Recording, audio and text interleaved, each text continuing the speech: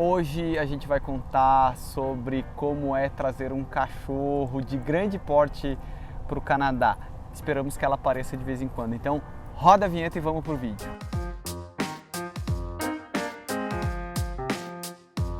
Você já chegou aqui, e eu estou fazendo toda essa introdução porque a Nath sabe mais da história do que eu, então eu vou pincelar alguns comentários. Curte o vídeo, se inscreve no canal, compartilha com seu amigo e compartilha com aquela pessoa que está pensando em mudar de país e trazer qualquer tipo de bicho.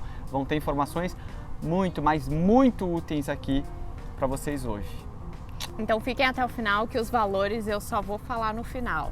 Então vocês só vão saber quanto é que custou essa brincadeira se assistirem até o final.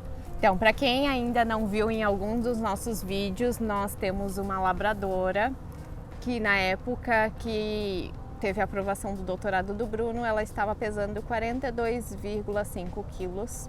Enfim, era a nossa cadela, nossa responsabilidade. Em momento nenhum a gente pensou que ela iria ficar com qualquer pessoa que fosse no Brasil.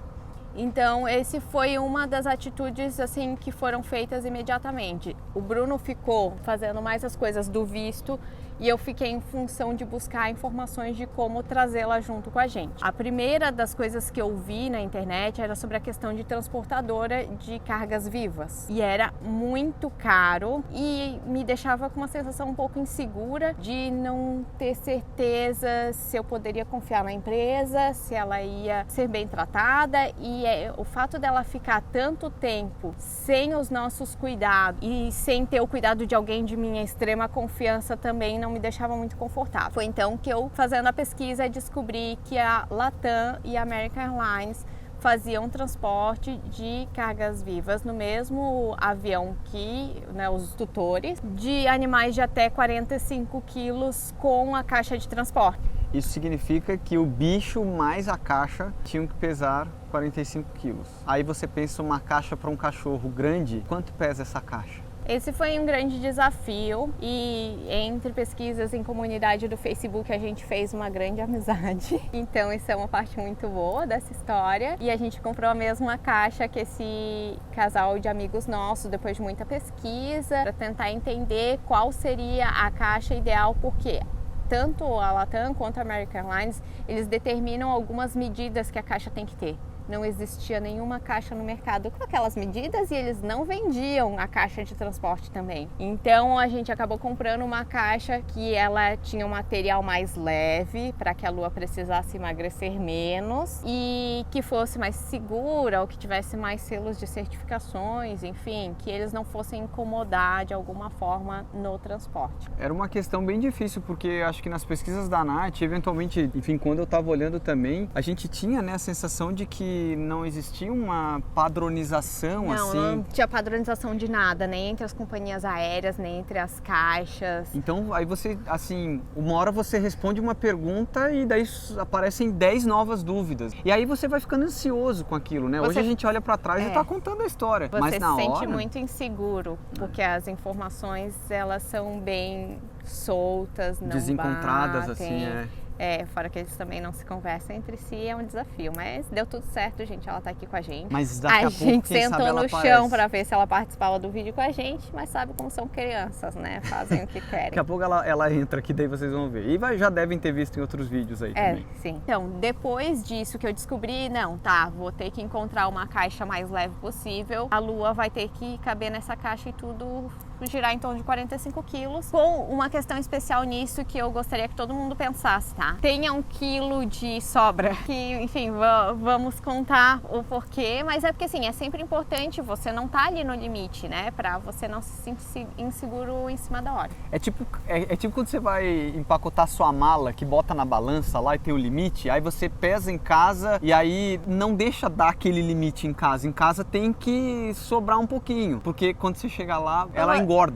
Da casa, do trajeto que você faz com o Uber ou com a pessoa que te leva no aeroporto, alguma coisa acontece que a mala come alguma coisa e chega lá 1 quilo ou 2 quilos mais pesado. É muito engraçado, esse negócio da mala nunca dá certo. Mas então, a gente foi no veterinário. Foi a primeira coisa que a gente fez quando a gente soube que a Lua precisaria emagrecer e porque também o veterinário iria precisar dar atestado e, na verdade, eu perguntei pro veterinário se ele sabia como funcionava, mas ele nunca tinha feito nada desse tipo, então não sei como que eu descobri exatamente dos documentos que eu precisava ter, para falar bem a verdade, mas vou contar aqui para vocês, então vocês vão saber de tudo que é necessário para trazer um labrador para o Canadá. Mas antes de saber, já deixou o like? Já se inscreveu no canal? Que olha, esse vídeo pode ser que ele tenha a parte 1, 2 e 3 de tanta informação super importante que tem, e assim, é fundamental para a nossa saúde ter o nosso bichinho de estimação perto da gente, saudável e tudo certo. Então, chega no veterinário, ele não sabia absolutamente nada sobre a questão das documentações,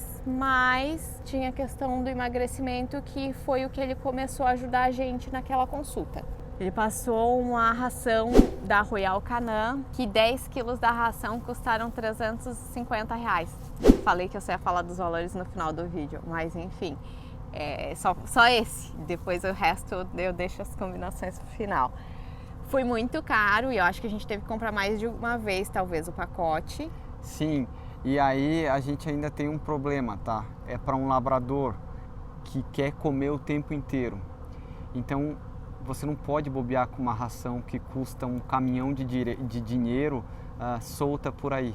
Mas a ração era muito boa porque ela era rica em fibras e proteína, o que deixava ela saciada com mais facilidade. Então a gente conseguia dar uma quantidade calórica muito menor de ração e exercício diário, né? Eu não sei como eu não emagreci muito naquele momento, porque era cada caminhada que eu fazia, tinha que ser todo dia, ela tinha que perder peso através do exercício também, né? Não adiantava só a ração ser menos calórica, porque a gente teve a aprovação do doutorado do Bruno dia 11 de março, abril, maio, junho, julho. A gente não sabia ainda, mas a gente teria 4 meses para fazer ela emagrecer. 8 quilos era a nossa meta de emagrecimento para ela, para que a gente tivesse ali um escape. Foi bom ter esse prazo. Quando a gente recebeu a notícia, a gente sabia que queria chegar aqui no Canadá com algum tempo para poder olhar algumas coisas sem ter que se atropelar junto dos estudos. Então foi bom saber que a gente tinha uma data para vir, até para a gente se puxar a fazer esses exercícios com ela, a Nath principalmente. No primeiro mês ela já perdeu 3 quilos, a ração funcionou muito bem com os exercícios, deu tudo certo. No mês de junho, se eu não me engano, ela já tinha perdido tudo que precisava. E a caixa que a gente comprou, eu não lembro se era Fairplast o nome da marca. Mas é uma marca italiana, não é? É importado, super caro. Não vou falar o valor aqui para ver, né? Colocar o suspense até o final. Mas era a caixa que a gente encontrou com material mais leve, com as medidas mais próximas que a American Airlines estava exigindo. E a caixa tinha 8 quilos. A lua e a caixa, né, tinha que estar ali em torno de 43 quilos, seria o ideal, para que a gente não tivesse nenhum susto, né? Só para vocês entenderem, por que essa questão dos 45? Porque acima disso, o cachorro não pode viajar com você num voo normal, vai acabar sendo... teria que ser por uma pela transportadora. Não é que não tem como, então assim, só um parênteses, se você tem um cachorro bem grandão aí, isso não tem que te impedir de um plano para vir para o Canadá ou para viajar para fora do país. Só que você talvez tenha que fazer de outras maneiras, tá?